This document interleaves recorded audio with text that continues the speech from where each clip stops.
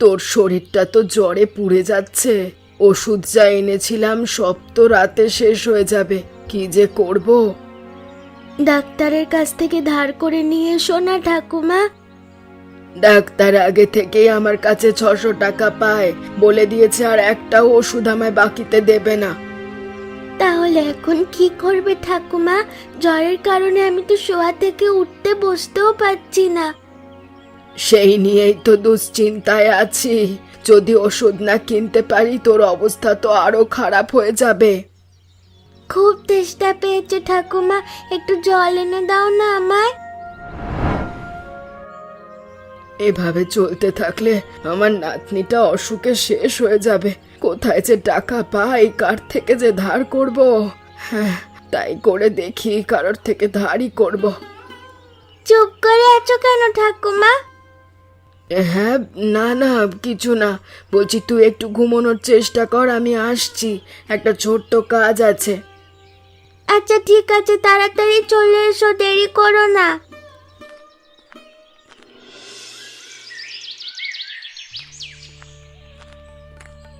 কেমন আছো কাকিমা? ভালো আছি। তোর কি খবর তাই বল। আমার তো তোমার আশীর্বাদে বেশ ভালোই চলছে। কতদিন পর দেখছি বলো তো তোমায়। কি আর বলবো, আমার নাতনি রাখি হঠাৎ এত অসুখ হয়েছে, খুব চিন্তায় আছি। ওকে নিয়ে তো সারাক্ষণ ব্যস্ত থাকি। বলছো কি? তো অসুখ হলে বসে আছো কেন? ওকে একটা ডাক্তারের কাছে নিয়ে যাও। ওষুধ চলছে, দরকার পড়লে ডাক্তারের কাছে নেব। বেশ, যত তাড়াতাড়ি ডাক্তার দেখাবে ততই ভালো। বিক্রমের দোকান তো ভালোই চলছে, টাকাও ভালো রোজগার হয় নিশ্চয়ই। ওকে কি একবার টাকার কথা বলবো? কাকিমা, বসো, একটু চা খেয়ে যাও আমার দোকান থেকে। না না, চা খাবো না এখন। বিক্রম, একটা সাহায্য লাগতো। সাহায্য? বলো না, কি সাহায্য লাগবে একবার বলো খালি। আসলে টাকার অভাবে রাখির ওষুধপত্র কিছুই আনতে পারছি না। তুমি যদি কিছু টাকা ধার দিতে। উফ, কি যে বলো কাকিমা, আমার অবস্থা দেখো। এই সময় আমি টাকা কোথায় পাবো বলো তো? নিজেরই অবস্থা ভালো না। আমি আবার ফিরিয়ে দেব। থাকলে তো অবশ্যই দিতাম। ব্যবসা ভালো চলছে না কাকিমা, এখন আমি কোনো টাকা দিতে পারবো না। তুমি এখন এসো, হ্যাঁ?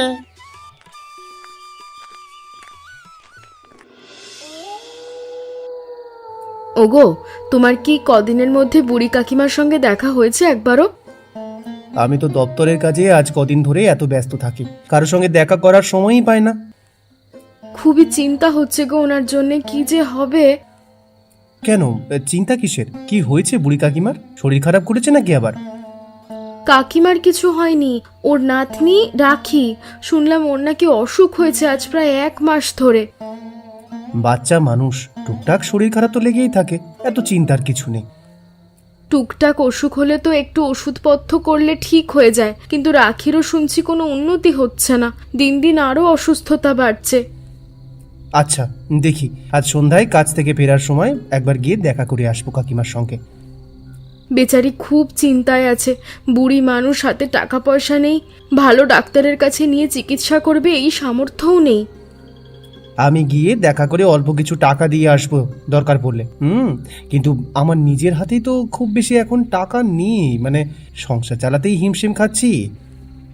গিয়ে দেখো না, যতটুকু পারো একটু সাহায্য করো। আচ্ছা বেশ।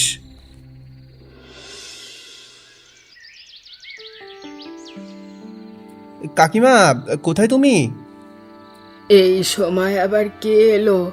যাই গিয়ে দেখি।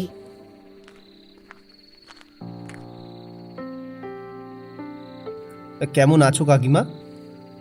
আদিত্য বাবা, তুই আয়, ভেতরে আয়। আমি দপ্তর থেকে আসছি তো, এখন বসবো না। শুনলাম রাখির খুব অসুখ, তাই ওকে দেখতে এলাম। রাখি ভেতরেই আছে, এসে দেখে যা।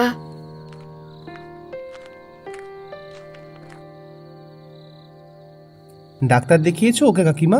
কেমন রোগা হয়ে গেছে। ডাক্তার দেখানো হয়নি। ওষুধ এনেছিলাম, ওষুধগুলো শেষ হয়ে গেছে। এখন যে আবার ওষুধ আনবো সে টাকাও নেই। এই ফলগুলো আমি এনেছিলাম রাখির জন্য, ওকে খাইও। এসবের কি দরকার ছিল রে বাবা? তুই দেখতে এসেছিস এই তো অনেক। কি যে বলো না কাকিমা, বলছি তুমি তো আমার অবস্থা জানো, অল্প বেতনে চাকরি করি, তাই মানে এর বেশি দেওয়ার আমার সামর্থ্য নেই গো। আপাতত এই টাকায় যতটুকু পারা যায় ওষুধ এনে নিও। এই বিপদের সময় তুই যে টাকা দিয়েছিস, হে আর কজন দেয় বাবা? এসব বলে আমায় ছোট করো না কাকিমা। এখন আমি চলি, হ্যাঁ, খেয়াল রেখো।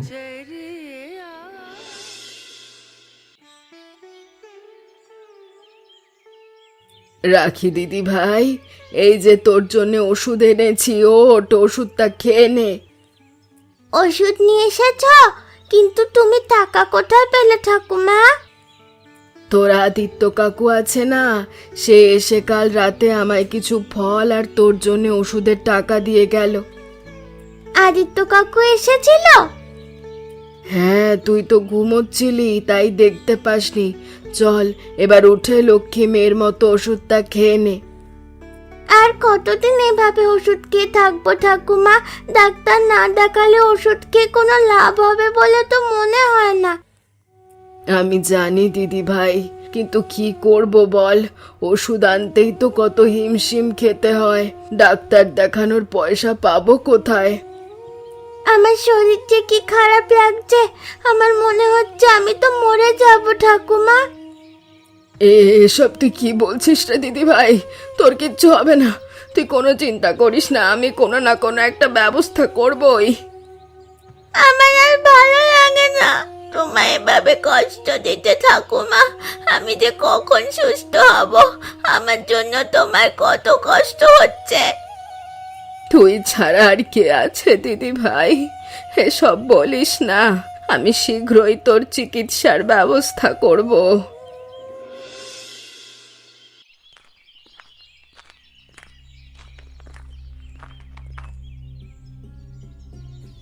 এই বিক্রম, একটু চা দাও তো।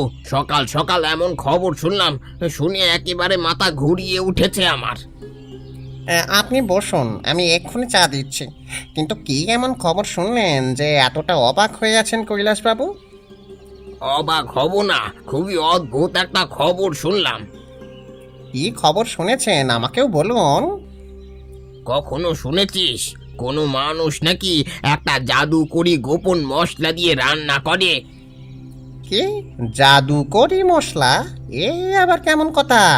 রান্নায় তো সাধারণ নুন মশলাই পড়ে, জাদুকরি মশলা আবার কি, মানে সেসব কি? সে কথাও তো আমি নিজেই ভাবছি। পুরো গ্রামের লোকে বলা বলি করছে, ওই যে দাসপাড়ার বুড়ি, সে নাকি এক জাদুকরি পাতা আর মশলা দিয়ে রান্না করে। দাসপাড়ার বুড়ি কাকিমা? তিনি তো কিছুদিন আগেও আমার দোকানে এলেন, এমন কিছু তো বলতে শুনিনি। শুধু তাই নয়, তার দাবি তার ওই জাদুকরি মশলার রান্না যে খাবে তার ভাগ্য খুলে যাবে। বিষয়টা কেমন যেন কিছুতেই মানতে পারছি না। কিছুদিন আগেই শুনলাম তার নাতনি অসুখ, এখন আবার গ্রামের সকলে তার রান্না খেতে যাবে বলে ঠিক করেছে। কৌতূহল আর কি, আমিও যাব, গিয়ে দেখবো কেমন হয় সেই জাদুকরি মশলার রান্না। ব্যাপারটা কেমন অদ্ভুত লাগছে। ভালোভাবে খোঁজ নিয়ে দেখতে হবে কথাটা সত্য কি না। আপনারা সকলে এভাবে আমার বাড়ির সামনে এসে ভিড় করেছেন কেন?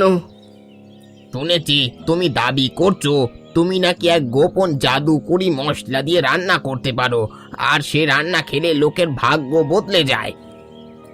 অবশ্যই, আমি যা বলেছি সত্য বলেছি। বেশ, যেহেতু তুমি কথাটা বলছো, এবার তোমাকে প্রমাণ দিতে হবে এই কথার। বেশ, আমি প্রমাণ দেব। আমরা সকলে তোমার বাড়িতে এসেছি তোমার ওই বিশেষ মশলা রান্না করা খাবার খেতে। এবার বলো, কিভাবে প্রমাণ করবে তুমি তোমার কথার সত্যতা? আমি প্রমাণ দেব আমি সকলের জন্য রান্না করব, কিন্তু একটা শর্ত আছে। সেই শর্ত পূরণ করতে পারলে তবেই সেই রান্না আমি করে খাওয়াবো। বেশ, বলো কি তোমার শর্ত? আমি চেষ্টা করব সেই শর্ত পূরণ করার। এতগুলো মানুষের খাবার আমায় রাঁধতে হবে, আমার সময় আর পরিশ্রমের ব্যাপার আছে। সুতরাং যদি আমার রান্না আজ আপনাদের ভালো লাগে তাহলে কৈলাসবাবু আমাকে একটা খাবারের দোকান খুলে দেবেন। বেশ, আমি কথা দিলাম, কিন্তু আগে খাবার খেয়ে তো দেখি। আপনারা এখানের উঠোনেই বসুন, একটু সময় দিন, 1 ঘন্টার মধ্যেই খাবার তৈরি হয়ে যাবে।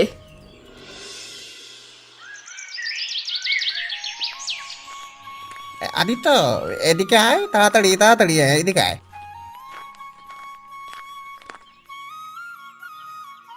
কি হলো বিক্রম, এভাবে ডাকছিস কেন? সব ঠিক আছে? ঠিক আছে কি না নেই সে কথাই তো বুঝতে পারছি না। মানে কি হয়েছে? কৈলাসবাবুর কাছে শুনলাম বুড়ি কাকিমা নাকি বলে বেড়াচ্ছেন তিনি এক জাদু করে গোপন মশলা দিয়ে রান্না করেন, আর সে রান্না খেলে সবার ভাগ্য বদলে যায়।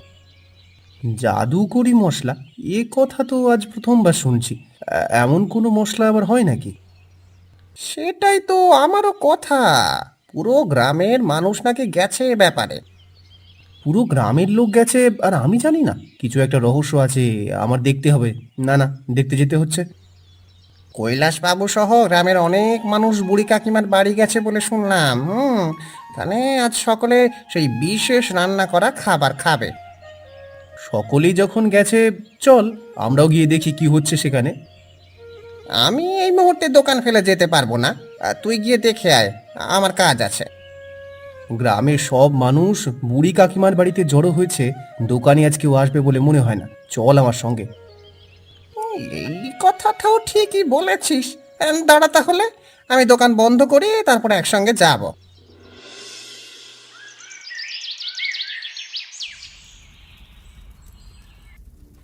ঠাকুমা, তুমি হঠাৎ এসব কি শুরু করলে?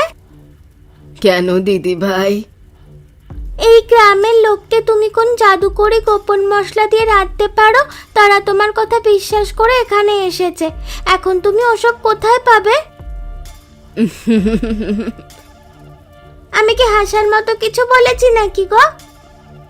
বোকা মেয়ে, তুইও আমার বুদ্ধি ধরতে পারলি না তো?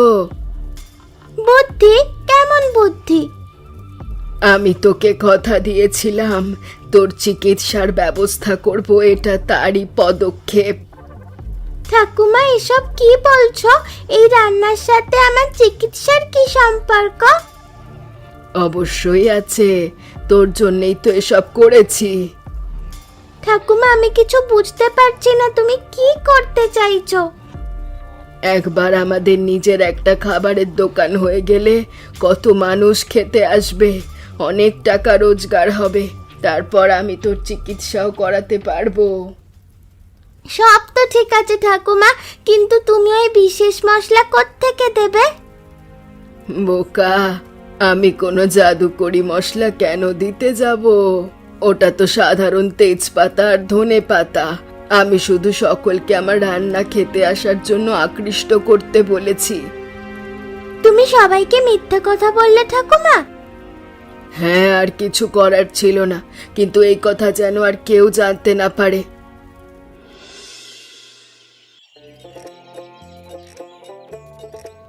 বাহ বুড়ি, তুমি তো চমৎকার করেছো।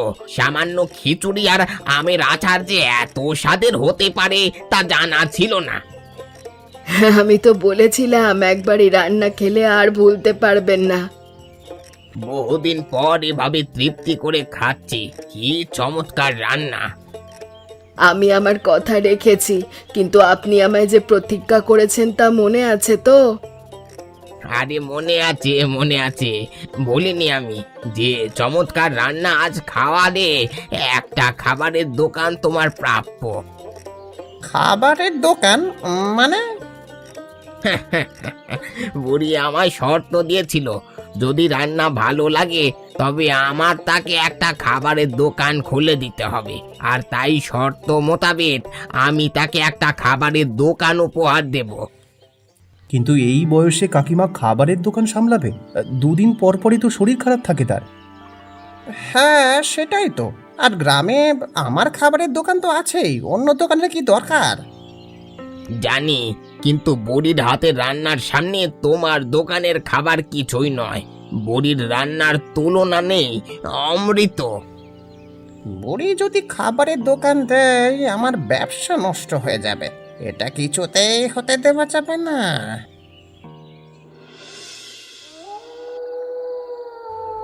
তুমি কি বলছো? আমি তো কিছু বিশ্বাস করতে পারছি না। জাদুকরি মশলা দিয়ে রান্না? আর তার চেয়েও বড় বিষয় হলো কৈলাসবাবু কাকিমাকে নতুন খাবারের দোকান খুলে দিচ্ছে। কদিন আগেও নাতনির চিকিৎসার জন্য পুরো গ্রামে ঘুরে বেড়াচ্ছিল, আর এখন একটা খাবারের দোকান পেয়ে যাচ্ছে। একেই বলে ভাগ্য। কিন্তু তুমি যা ইচ্ছে বলো গিন্নি, আমার কিন্তু শুরু থেকেই ঘটনাটা কেমন অবিশ্বাস্য মনে হচ্ছে। কেন গো? বুড়ি কাকিমার রান্নার সুনাম তো আগে থেকেই আছে, শুধু এখন একটু পরিচিতি পেয়েছে। আমি সেটা বলছি না, আমি শুধু বোঝাতে চাইছি কোনো একটা গন্ডগোল আছে। কেমন গন্ডগোল? বুড়ি কাকিমার রান্নার কোনো তুলনা নেই, এই কথা আমি নিজেও স্বীকার করছি। আর দোকান খোলা নিয়েও আমার কোনো আপত্তি নেই, কিন্তু চুল দিয়ে রান্না। একদম ঠিক বলেছ, কিন্তু এই জাদুকরি মশলার গল্পটা আমার কেমন বানানো গল্প মনে হচ্ছে। একদম তাই, কিন্তু আমাদের এটা প্রমাণ করতে হবে, যেভাবেই হোক আমাদের খুঁজে বের করতে হবে বুড়ি কাকিমা আসলে কি দিয়ে রান্না করেন। কিন্তু কিভাবে খুঁজে বের করবে তুমি? বুড়ি কাকিমার উপর আমাদের নজর রাখতে হবে, কারণ যদি মিথ্যে বলে থাকেন তবে তিনি অন্যায় করছেন।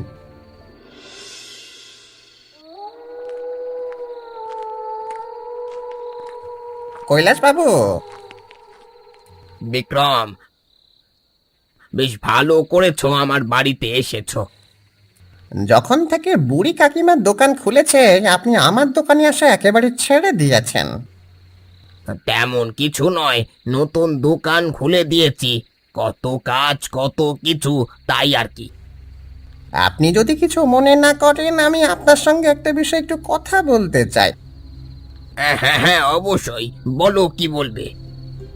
আপনার কি মনে হয় না বুড়ি কাকিমার দোকানের খাবার আসলে একটা ভাওতাবাজি? ভাওতাবাজি? কেন? তা হতে যাবে কেন? আমি তো খেয়েছি বহুবার, দারুণ স্বাদ। উনি জাদুকরি মশলার নামে কি খাওয়াচ্ছেন কে জানে। একবার ভাবুন, তিনি মানুষকে অন্ধবিশ্বাসের দিকে ঠেলে দিচ্ছেন। কোনো মশলায় কি ভাগ্য বদলায়? ঠিক বলেছ, কিন্তু উনি ব্যবসার জন্য মিথ্যে রটাচ্ছেন, এভাবে মানুষকে ঠকিয়ে খাওয়াচ্ছেন, এটা কি ঠিক হচ্ছে? তুমি একদম ঠিক বলেছ বিক্রম, আমি তো এই বিষয়টা খেয়ালই করিনি। আমার দোকানে কোনো চুল ছাড়া ধুয়ে মুছে পরিষ্কার মাছ, মাংস আর সবজি রান্না করা হয়, অথচ ওই দোকানে কিভাবে খেতে পারে মানুষ ওই খাবার? হ্যাঁ, এখন কি করা যায়? শিগগিরই ওই দোকান বন্ধ করুন। আমি ভালোর জন্য বললাম, বাকিটা আপনি ভেবে দেখুন।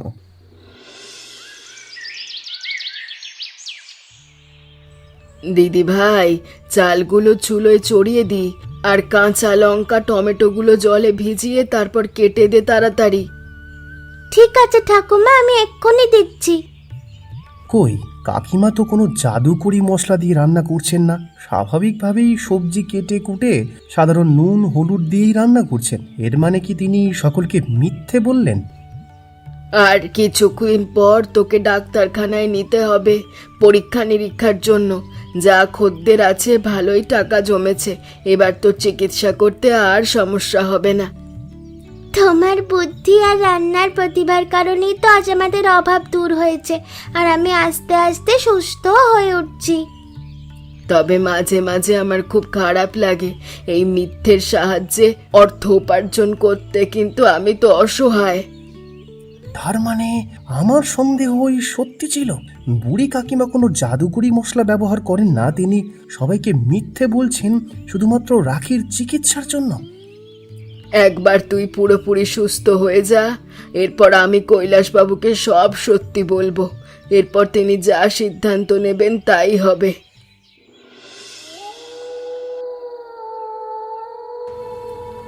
অনেক হয়েছে, যখন থেকে ওই বুড়ি দোকান দিয়ে বসেছে আমি ব্যবসায় লাভের মুখ দেখিনি।